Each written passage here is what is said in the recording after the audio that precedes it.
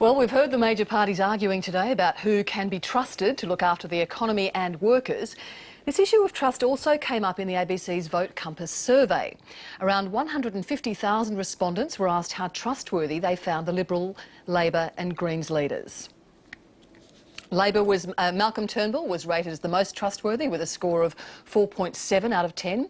Richard Di Natale just behind him, followed by Bill Shorten on 3.8 out of 10.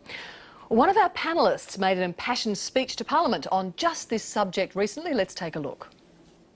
The Liberal Party has decided to endorse the Liberal branch stackers and power brokers candidate for Tangney.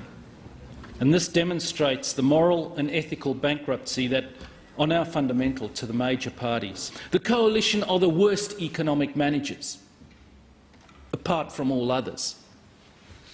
This is a travesty.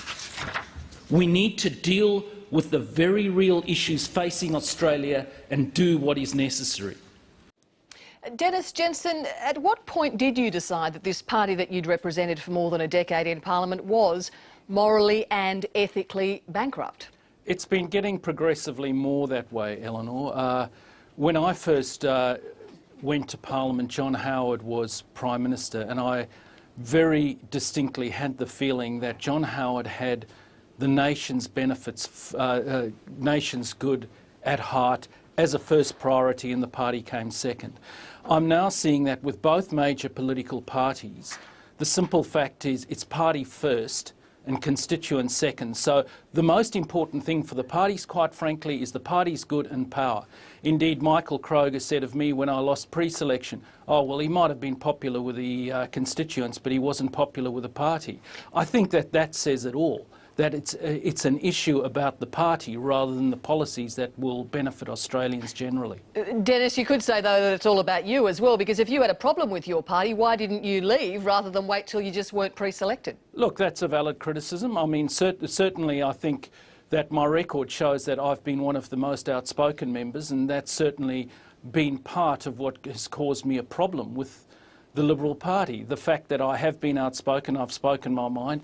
The fact is the Liberal Party these days, unfortunately, doesn't like the ideas generation, and the same thing goes for the other side of politics.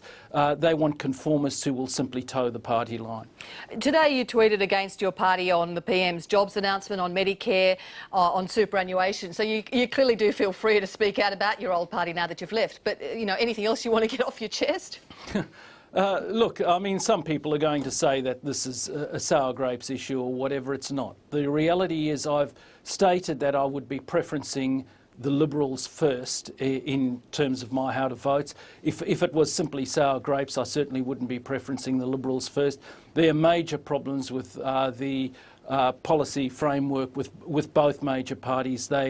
They're not strategic enough. They're not looking into the future. Quite frankly, it's fiddling around the edges in both cases.